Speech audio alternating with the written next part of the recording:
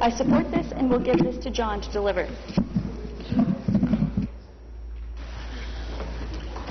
Time for petitions is expired. Orders of the day. Number 10, Order M19, second reading of Bill 19, an act to amend the Taxpayer Protection Act 1999. Mr. Hillier. The member for Lanark, Frontenac, Lennox, Addington. Speaker, I move second reading of Bill 19, an act to amend the Taxpayer Protection Act 1999. Mr. Hillier has moved second reading of Bill 19, an act to amend the Taxpayer Protection Act 1999. Pursuant to Standing Order 98, the member has 12 minutes for his presentation. Thank you, Speaker. Speaker, I introduce this bill to amend the Taxpayer Protection Act to bring it back to its original intent and purpose, which is whenever the government moves to introduce a new tax or to raise taxes, the government must bring it before the taxpayers in either a general election or by way of a referendum. And here's why it's so important. Speaker, the concern I hear most from my constituents is the rising cost of living. People from all across the province have contacted me, and I'm sure all members of this House, to say they are both concerned and frustrated that no matter what it is, from eggs to milk, from rent to hydro, the cost of living is going up. And we all know the cost of living includes shelter, food, and hydro, but the largest single part of a family's budget are taxes. According to the Fraser Institute's Charles Lamon, and I quote, taxes from all levels of government make up the single largest expenditure facing Canadian families. Wow. In fact, the total tax bill has grown more rapidly than every other major item in a family's annual budget every year since 1961. Everything from your income, to your property, to your savings, to your child's education is taxed. I know that the Deputy Premier has talked about this. I'm talking about the coalition member from Hamilton Centre, of course. Just yesterday, the leader of the third party, in question period, said, and I quote, the average household budget in this province has taken hits in recent years. They are paying a new tax on gasoline, on home heating, and more. And now the Premier is indicating that she may be asking people to dig even deeper. Or just the other day, the day before, when she said, and I quote, that everyday families in Ontario cannot actually afford more liberal taxes that hurt the family budget. And this is something I've heard in spades from people in my riding and from across the province. Jane M. from Cloyne, who runs a small store, has told me that because of all the tax increases since the Liberals took over, and especially because of the HST, the retail sector in her community is facing an extreme decline. Or just yesterday I heard from Royce C. from Burlington, who said that the tax on gasoline is hurting his ability to earn a living. Bill F. from Kingston contacted me to tell me that he had to cut back on the work he does this winter because he couldn't afford to heat his workshop. I know these stories might seem far away and so very distant to some members of this House. But when I was an apprentice electrician, newly married and with young children, that's what we had to do. We had to make hard choices to make ends meet. Everything from housing to hydro to affording hamburger helper had to fit in within our limited family budget. If we had extra taxes on hydro back then, or the higher taxes on gas for my work truck, I'm not sure we could have made it.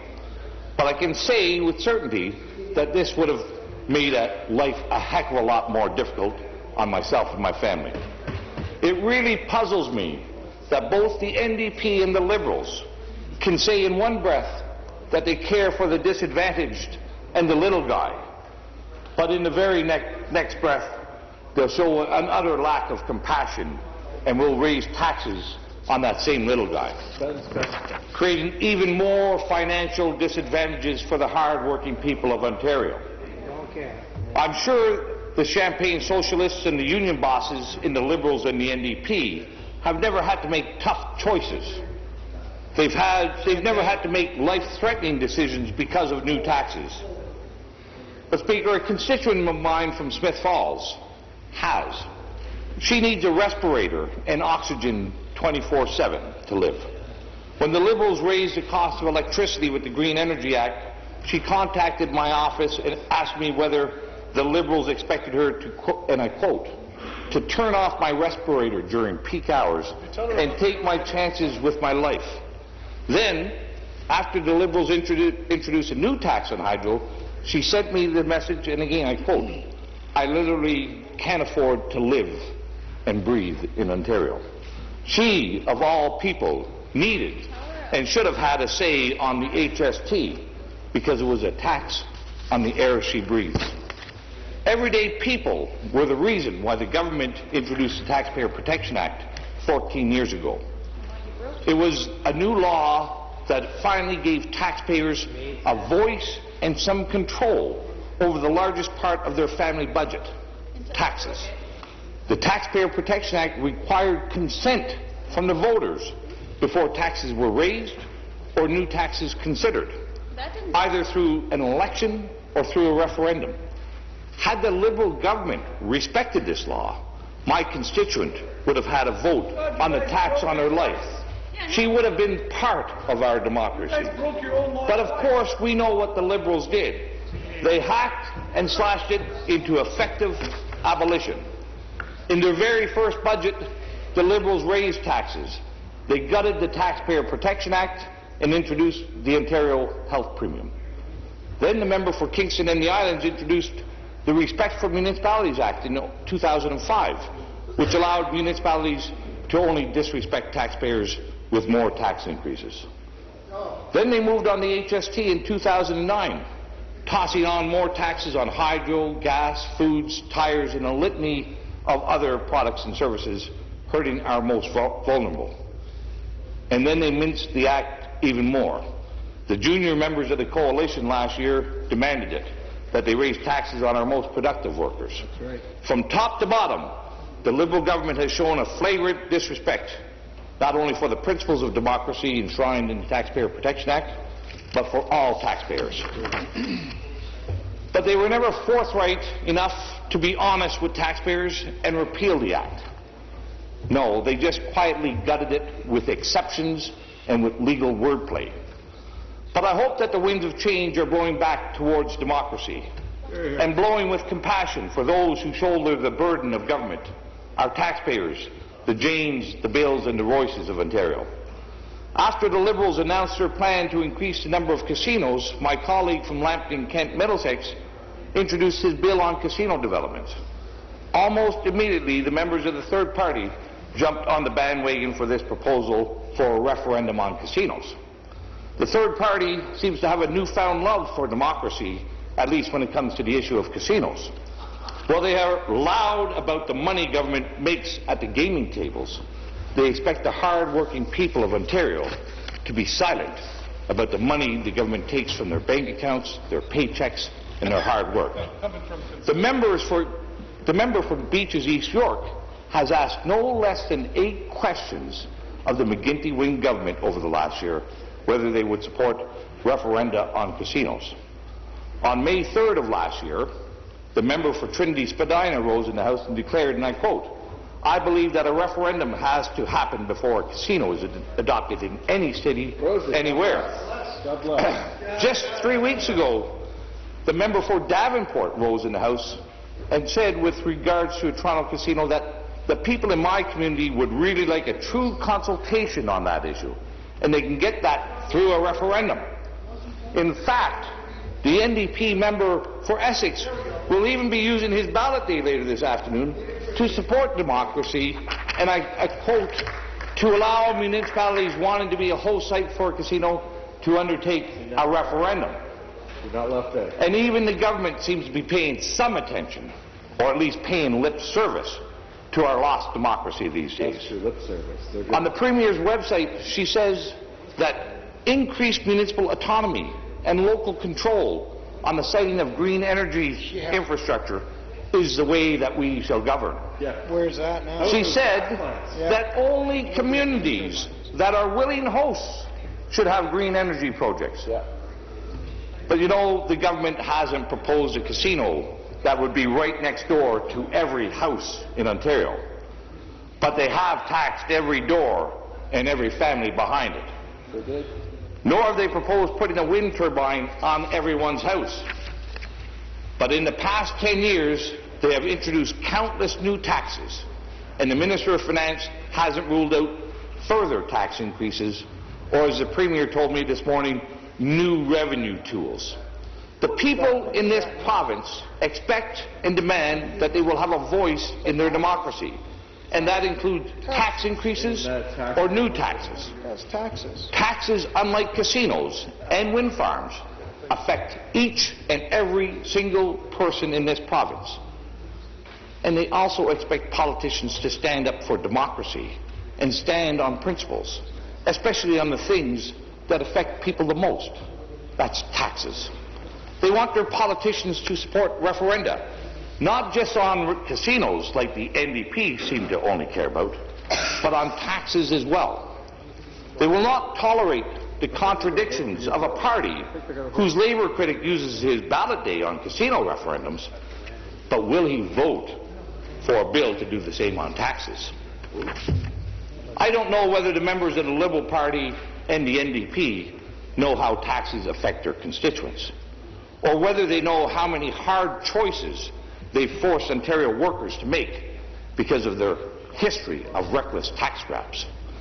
But I do know that if members of the government and the third party actually care about the democratic principles they purport to uphold when it comes to casinos and wind farms, that they will support this bill, Bill 19, to amend the Taxpayer Protection Act.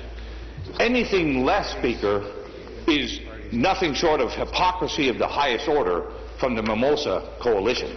Thank you. Thank you. Further debate, the member for Trinity Spadina. Thank you very much, Speaker, and I am delighted to speak strongly against the Bill 19 presented by the member from Lanark, Frontenac, Lennox and Addington. No, I disagree with everything you say. Literally everything except the little guy.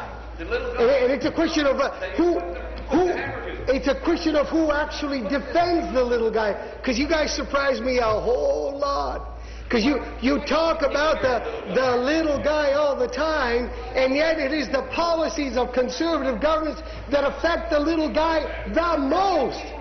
And yet the very people who are affected don't realize that your policies and your laws that you presented in the past and that you will present in the future are the ones that are going to affect the little guy the most. Remember, member from Lanark, Frontenac, Lennox, Addington, it was your buddy, Harris, I'm assuming it was your buddy. Brought in the Taxpayer Protection Act. It was your buddy that within an 8-year-and-a-half period eliminated $13 billion of money that we needed. Why and how? By cutting corporate taxes to the tune of $13.5 billion. And so the member, you got to give me a chance. Got to give me a chance.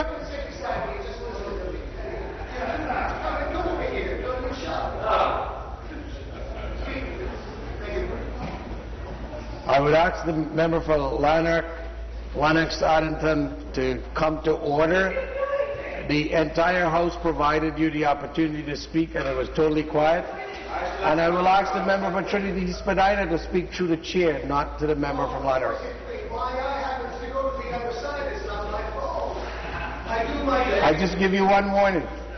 The member for Trinity Spadina. I do my best, Speaker, to look at you as much as I can, except the eyes do wander, as you might imagine. It's not easy to fix one's eyes in one object all the time. You understand that? Don't wander, don't wander. And so I say to the member from Lanark, Frontenac, Lennox and Addington, when you cut $13 billion of corporate taxes, who do you think it's going to affect the most? Except the little guy that you're speaking about. Where and how does a government provide for a health care system that the little guy depends on if you keep giving our money away to the corporate sector each and every year? How do you do that? How do you defend yourself and defend the little guy in the same breath? How do you do it? Oh, says the member from Lanark, Frontenac, Lennox, Addington, by cutting corporate taxes, the little guy is going to have jobs forever, well-paid jobs. And yet, the member states in his remarks that the little guy is earning less and less every year. So how does it work? Member from Lanark, Frontenac, Lennox, and Addington. How does it work? We're supposed to be getting more and more jobs as a result of giving the taxpayers' money away to the corporate sector, and yet the little guy is unemployed, is working part-time more than ever, and can't make ends meet. And yet the member from Lanark believes that by taking from the little guy's pocket to give to the billionaires is okay by him and his party. Policy. How do you reason? How do you think about these things? And how is it that the little guy that defends this member and all the other members thinks that they're defending those little people? How? I just never quite understood it. And so we forced the Liberals in the last budget to accept the surtax on those whose income is $500,000 and up, and we thought it was a reasonable thing to do. We believed the little guy supported us in that debate, in that motion that we proposed to the Liberals, and I believe the little guy's on my side and is opposed to the Tories who opposed that surtax on individuals who are making $500,000 and up. In my mind, if you're a millionaire and if you're making over $500,000, you're probably a millionaire in a couple of years, that you could afford to pay a little more to help pay for a health care system that the little guy benefits from and the little person benefits from. And that if you need a free education system, which isn't as free anymore at the elementary and secondary level, that we would want those who have a few more dollars to pay a little more. You would think the little guys would support that, but not Tories. They said no to that initiative. They said no to the measures that we brought in to amend the budget, and they said no to everything. And they're saying no in this budget as well. All they can say these days is say no to everything. God bless the Conservative Party. They got nothing by way of any progressive initiatives except to say no to everything. Oh, and by the way, if we cut more red tape, that should do it. That's another Tory, let me call them by the name that most people understand, another conservative initiative. My carers cut so much red tape there is none left. And yet the new Tories, young and old, still talk about there being so much more red tape that if they could just get their hands on those scissors, the budget problems would be gone. God bless the Tories. They have no new ideas whatsoever. And just as a reminder, those fine Tories brought in the Taxpayer Protection Act, and their leader, just after Harris left, Monsieur Ernie Eves, mon ami Monsieur Eves, he was the guy who changed the law that allowed Eves to raise tobacco taxes and delayed the planned tax cuts in the first budget as premier. I know you probably don't like him either. Is that correct? Did you like the tobacco tax? And so I say to you, it's not going to work for you. It doesn't. This is an initiative that doesn't make any sense. And if you really want to protect the little guy, think about the little guy. Because the user fees you're passing on instead of corporate tax cuts and shifting that to user fees, that doesn't help the little guy. You're hurting that little person. And I hope the people watching here tonight and the people watching this program will understand the Tories are not for the little guy.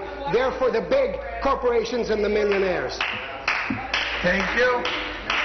Further debate, the Minister of Aboriginal Affairs. Thank you very much, Speaker. Speaker, I am very, very troubled by this piece of legislation. And let me give you a couple of reasons. There are sort of philosophical reasons why I think this legislation is just mischievous, wrong-headed, and I have no idea what it's designed to do. First of all, what the legislation says is a Taxpayer Protection Act which puts certain restrictions on the government's ability to increase taxes or to change the tax rates. All right?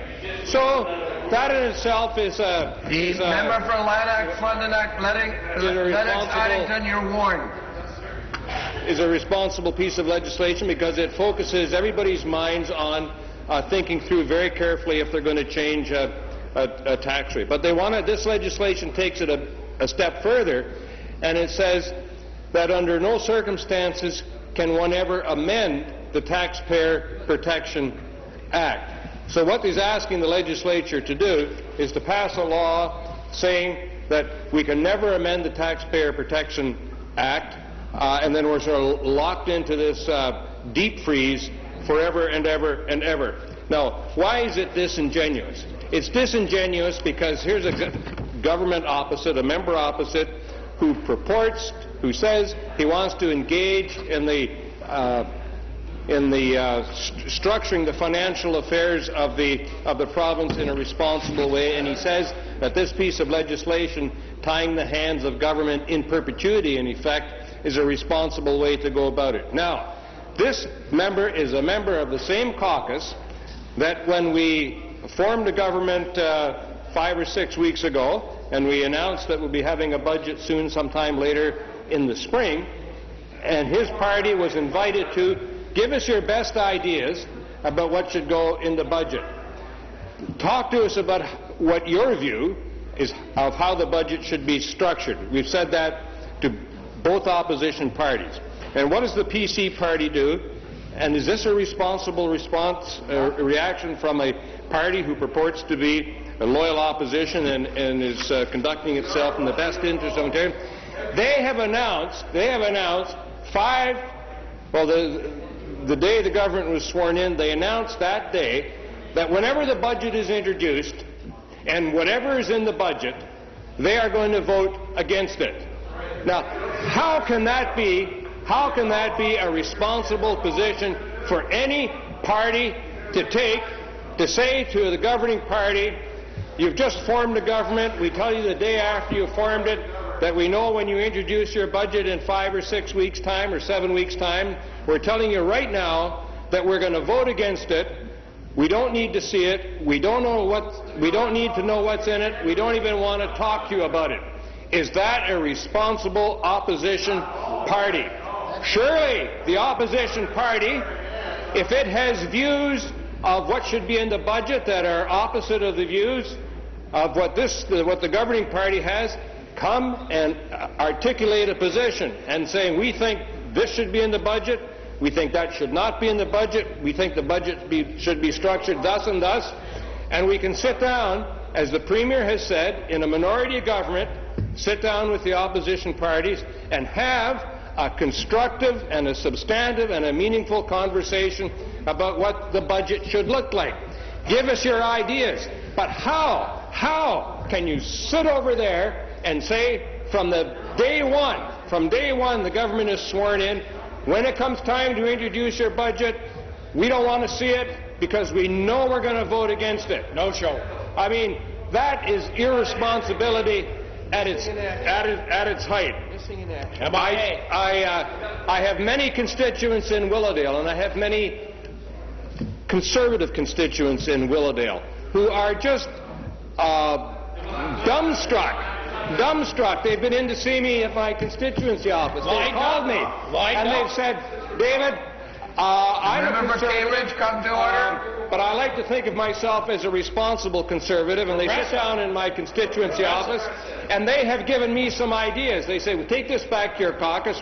I think the budget should look like this or that or whatever. But at least they're prepared to come into my constituency office and sit across from the desk and talk to me and have a responsible conversation. I may not agree with what they've put on the table. They may not agree with what I've put on the table. But, you know, in the process of talking and in the process of trying to understand where they're coming from in my constituency office and where I'm coming from, it's amazing sort of the common ground that we can find. Exactly. I don't, and our government makes no statement that we are the keepers of all of the knowledge and the only party that knows anything about budgets is our party. Our Premier has reached out and said, come and sit down and talk to us. Now, The third party has engaged in that conversation, and we're having conversations and so on. But the opposition party, and I come back to this because it's strange behavior. It's neurotic behavior. It's neurotic behavior. You know, it reminds me when I was a little kid, and my mother would make a new dish, and sometimes I would look at it and then say, I don't want to taste it. I don't want to eat it. She'd say, well, at least have a taste. No, I don't want to. I don't like it. I don't want to talk about it. And, you know, she'd put a little pressure on me, and sometimes I'd take a taste of it, and I found out that I kind of liked it, and I was ready to engage. But this business of saying, I don't want to see the budget, I don't want to talk about it, because I know 3 or 4 months before the budget's even introduced, I know I'm going to vote against it. That is irresponsibility. That's not the kind of party that should even seriously think about wanting to govern Ontario. Thank you. Thank you. Further debate? The member for Haldimand, Norfolk. Thank you, Speaker, and I appreciate the opportunity from my colleague from Lanark, Frontenac, Lennox and Addington for the chance to stand up for taxpayer protection. And it's a concept that's been dragged through the mud by this government, bent on breaking the very Taxpayer Protection Act it signed to first get elected. As a result, taxpayers in Ontario have been forced to bear the burden of 10 years now, taxing and spending by a government that believed every problem could be faced and could be fixed by more spending, more taxes, more bureaucracy, more programs, more liberal fairy tales, essentially. And you know, Speaker, in liberal fairy tales, instead of beginning with the phrase, once upon a time, they begin with words like, and I quote, I, Dalton McGuinty, leader of the Liberal Party of Ontario, promise, if my party is elected in the next government, that I will not raise taxes or implement any new taxes. Further, Mr. McGuinty promised, and I quote again, I will not raise taxes or implement any new taxes without the explicit consent of Ontario voters and not run deficits. Deficits, that's a whole other story, of course. Yeah. Mr. McGuinty went on to pledge, I'll quote again, I promise to abide by the Taxpayer Protection and Balanced Budget Act. That was a pledge McGuinty signed September the 11th, 2003. More liberal fairy tale, Speaker. The Taxpayer Protection Act, it was a very timely piece of legislation. It was introduced by Mike Harris, enshrining in law the importance of protecting taxpayers, whether they be municipal or provincial. Protect them from further spending and from net tax increases. Taxpayers do need protection, Speaker. Between 1985 and 1994, and that was under both Liberal and NDP reigns in Ontario, we saw 65 tax increases. Taxpayers had no say. For instance, in 1988, Liberals increased gas taxes 1 cent a litre. 1989, again, Liberal regime, the gasoline tax went up another 2 cents a litre. Another coalition A tire tax was imposed back then. A tire tax is imposed today.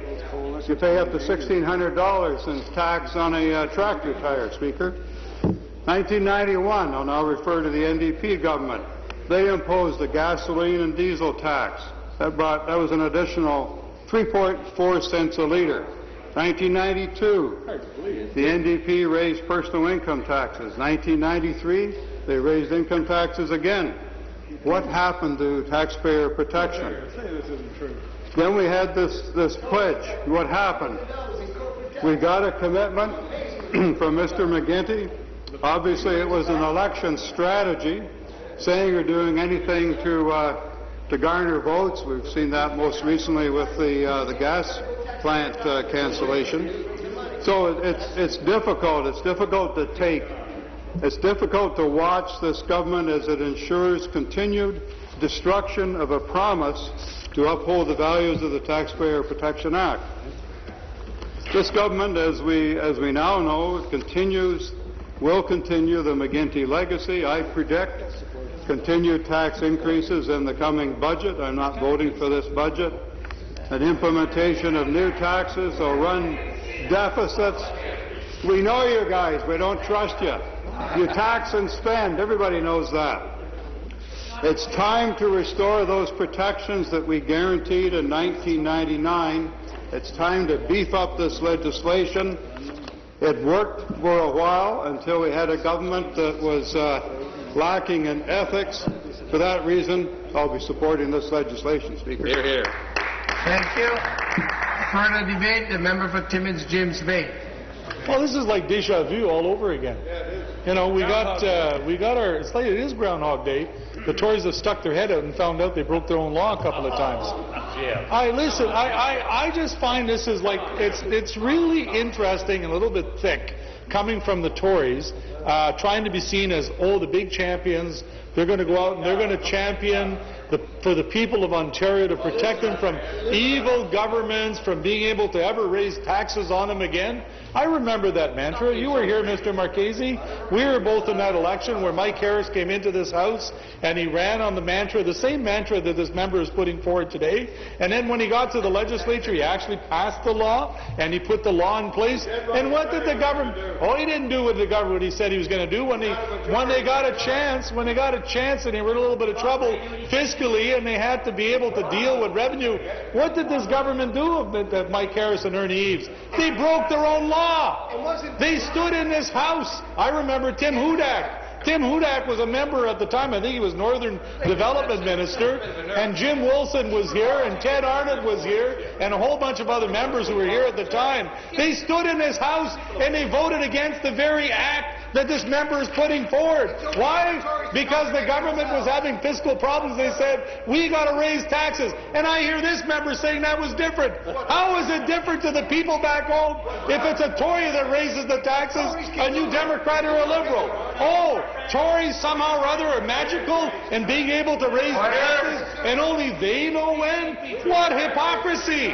Mr. Speaker, this is more of the same. These members over here, they tend to want to be seen as standing up for the little guy, but we all know what this is about.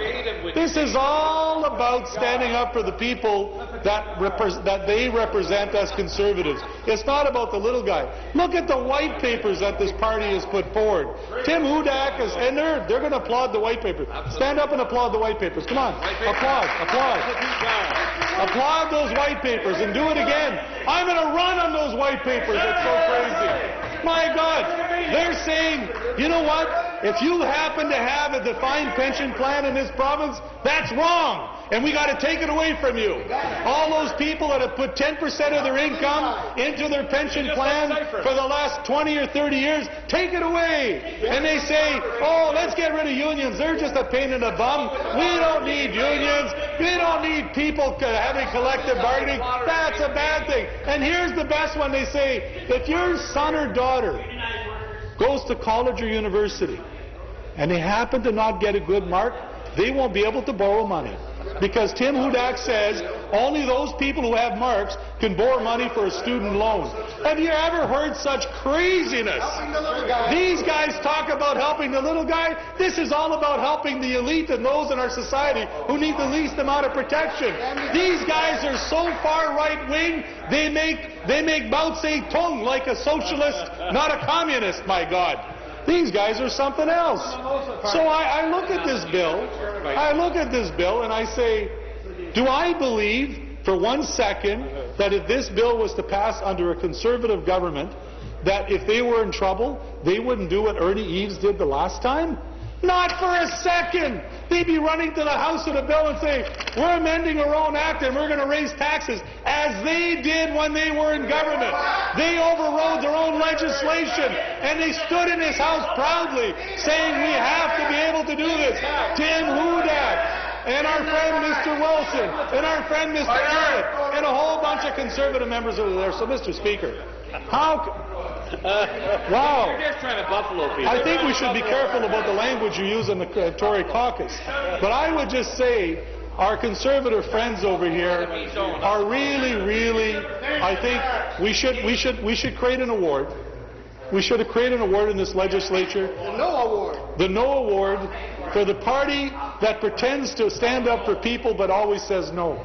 The only thing these guys know how to do in this legislature is to say no. If they had anything to do with trying to find a reason approach to anything, I think they'd run the other way. So I just say to my friends the other way, I'm not going to vote for this for a couple of reasons.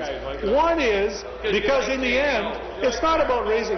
My government, when we were in government for 5 years, we never raised taxes, not once. That's the record. Oh, absolutely, not once. What did the Conservatives do when they came to power? They raised taxes not once. They didn't raise it twice. They raised it more than 2 or 3 times. So, who are these guys? Mr. Speaker, I'm not going to raise this because it is the hyperbole of what this is all about. And this is about the Tories trying to make points on what they say is a great big issue to save taxpayers' money, when we know very well they'll vote for taxes that they did under Ernie Eves because they knew that's what they had to do, and they had no problem breaking their own law. Thank you. Further debate, the Minister responsible for seniors. Thank you very much, Speaker. I'm going to join the debate. I only have a few minutes. However, I want to add on a couple of points, and I can sympathize with the member with the longest name here, Lanark, Frontenac, Lennox, and Addington. I probably meant to introduce some reasonable bill in the House, Speaker, but I think by the heading of the bill itself, it tells us that really the bill does not belong in the House and doesn't deserve any support. We have been saying all along, Speaker, the Premier has been saying all along that two things are important, and we are very recently, we had the speech from the throne, and which serves as a guide as to where the government wants to go. And sometime soon, sometime this year, we are going to have the so-called budget. Again, that will be a document where the Premier, the government, will be expressing more in details, again, the directions of the government for the coming months, for the coming year. It is unfortunate, Speaker, that we see the opposition already, the Conservative opposition, saying, we haven't seen the budget, we don't care, we are not going to support it. I think they should be paying attention to what the Premier has been saying all along. We have to create jobs. We have to make sure that the economy keeps on going. We have to increase, yes, jobs so we can increase revenues as well. We have to protect the public sector. We have to protect the health care and the gains that we have made in education as well. Those are the issues that they are front and center, Speaker, and we should continue on that. At least the opposition should realize what is important for the people of Ontario, Speaker. I mean, after all, once we oversee that, then what is left, Speaker? Cutting taxes at whose expenses? We all love to see taxes being cut. Of course. But where are you going to get the money from? We'd like to know, Speaker. We don't want to fire doctors anymore. We don't want to fire teachers. We don't want to close hospitals, Speakers. With all due respect, I think we have come a long way, and we should not deviate from the direction that the Premier has taken so far, Speaker. It is too important. It is too important this very particular time, especially when we have done so much. And the Speaker, they know, they all come from the rural area, municipalities. They like to have a bit of flexibility, Speaker.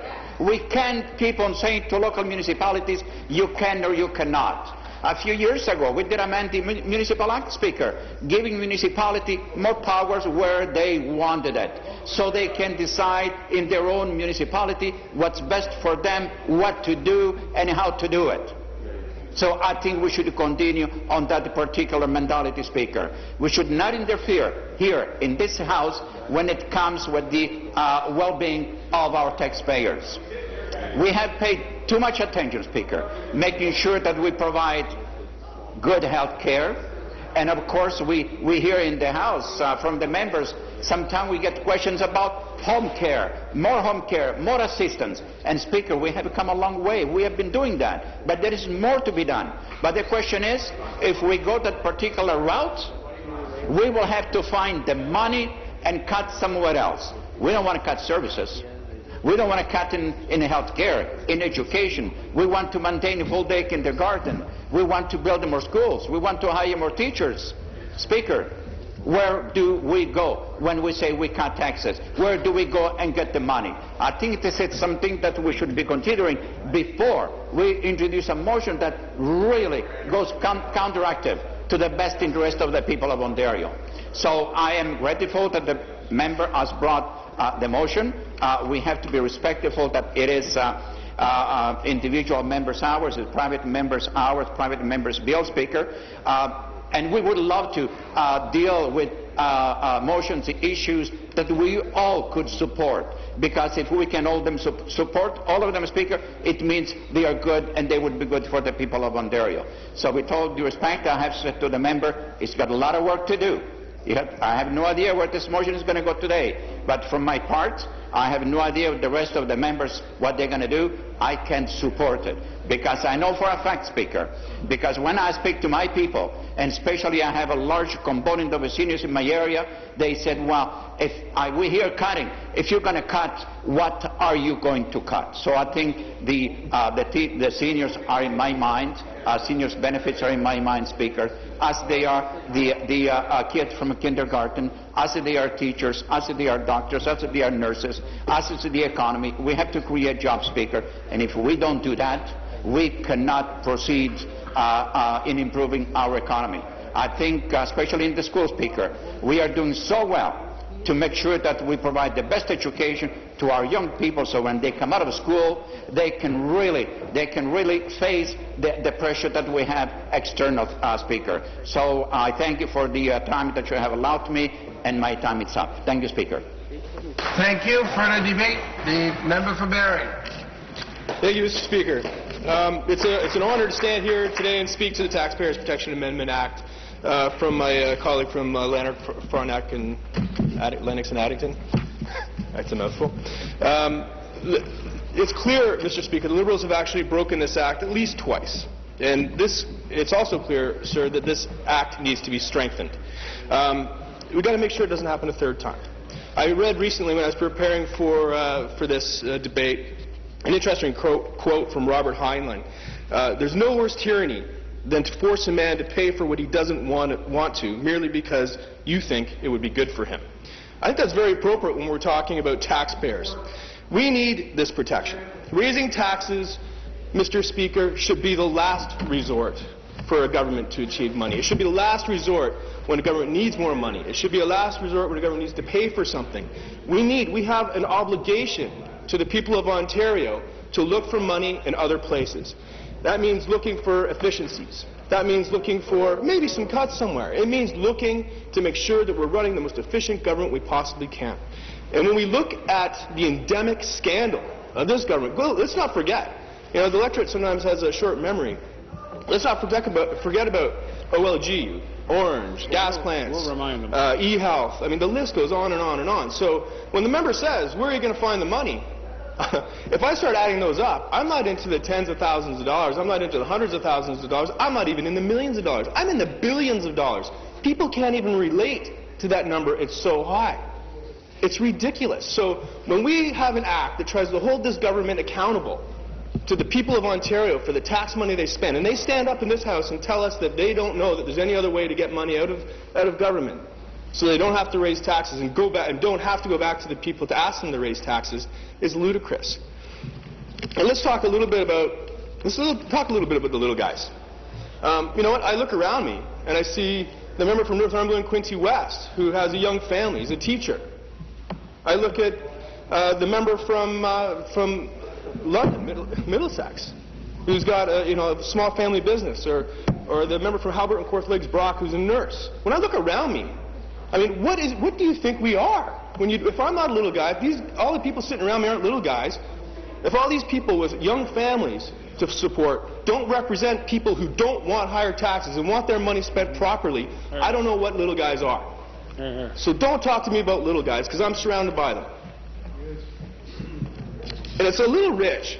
It's a little rich for the former minister in the Bob Rae government, the former parliamentary assistant in the Bob Rae government, to say that the Bob Rae government didn't raise taxes and the Mike Harris government did? Well, I got news for you. The Bob Rae government taxed and spent us into oblivion, put us into a disastrous mess that it took the courage of a PC government to actually say no sometimes. And yes, no sometimes is the hardest word to use when you're in government. It's easy to say yes, folks. You do a good job at it. But the people are sick and tired of your actions, spending their money and getting nothing in return. They will not accept it. And if you want a plan, we have it. And yes, it is the white papers. What's your plan, by the way? Haven't seen it, haven't heard about it. You know what? You sit on your hands every time you get a chance. You guys have fluffy bills that don't mean anything for anybody. We need action. People are sick and tired of not having any action from this government and having you guys sit on your hands and come to the party when it's convenient. We need action. We have action. This bill is action. This party's about action. You guys need to learn a lesson from us. Thank you. Further debate, the member for Carlton, Mississippi Mills. Thank you, Mr. Speaker. I stand in my place today to speak in support of an important private member's bill presented by my colleague from Lanark, Frontenac, Lennox, and Addington. Bill 19, the Taxpayer Protection Amendment Act, is an act to amend the Taxpayer Protection Act 1999. This bill supports the concept of democracy. It is a call for democracy by the people. Respect for taxpayers is paramount, particularly now when so many of my constituents are telling me they can't pay anymore. The Taxpayer Protection Act was implemented by Premier Mike Harris to require that any provincial government that wants to raise taxes must first ask the people by holding a referendum.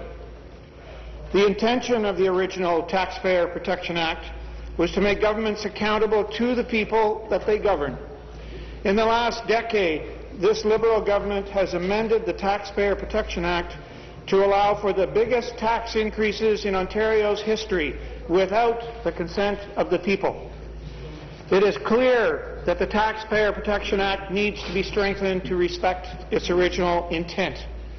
A referendum should be held if government wishes to impose a new tax or levy at the provincial or municipal level. The current government is desperate for money. The debt and deficit are problems that will not go away and are created by this government. We are fearful that this government will hit the taxpayer again. Well, Mr. Speaker, the taxpayer is tapped out. They cannot pay anymore. We have good reason to be suspicious of the actions of this government. In the last year, this Liberal government has cancelled the slots at racetrack partnership agreement that has benefited the horse racing industry and the government for the last 15 years. This government has also demanded money back from farmers who received it 10 years ago for mad cow disease losses. This government is now discussing going back 40 years to collect unpaid driver fines. There is nothing this government won't do to collect money. But, Mr. Speaker, here is a success story. This is democratic. The City of Toronto held a referendum in 1997 asking Torontonians if they wanted a casino. The people were over 70% opposed, and no casino was built. Democracy worked. Government should give people the final say over a casino, a windmill, or a tax in their community. They should support this bill. There is no substitute for letting people decide on how their government impacts their lives, whether it's a casino, a windmill, or a new tax. Democracy through a referendum is working right now in California and in European countries. It is not only important to ask people for their vote to elect their representative, but also for their vote on how the government proposes to tax them. Mr. Speaker, this is a good bill that has my support. Thank you. Thank you. The member for Lanark, Frontenac, Lennox, Addington, you have 2 minutes for Thank you, Speaker. First off, I want to say to the member from Trinity Spadina who said that tax money is our money. I've got news for him. It's not our money, it's the taxpayers' money, and we're elected to take care of it and provide value. I also want to say to the member from Timmins James Bay, you can correct your record, but you can't revise history. For the members' edification, the NDP raised personal income taxes twice while he was here under the Rae government, and they also raised taxes twice on gasoline and diesel. So let's not try to pull or buffalo the people of this province, Mr. Bisson. Listen, I have lots of good comments from the members from Carleton, Mississippi Mills, from Barrie, from Haldimand, Norfolk, but I do want to just clearly demonstrate something to the people of Ontario. Here we have the Mimosa Coalition, the NDP and the Liberals, who say that they have found this new regard for democracy and that they demand referendums on casinos and windmills. But when it comes to the people's money, when it comes to the largest single expense for every family in this province, what people go to work for every morning and come home late at night for, to earn money, when it comes to money, both these parties say, "The hell with you, we know what's best for you, and we'll take as much of it as we want," just as the member from Trinity Spadina said, because he thinks it's our money, not yours. That's the sort of attitude a rainy day, a fair weather friend to democracy at the best of times with both the Liberals and the NDP. Hear, hear. Thank you very much.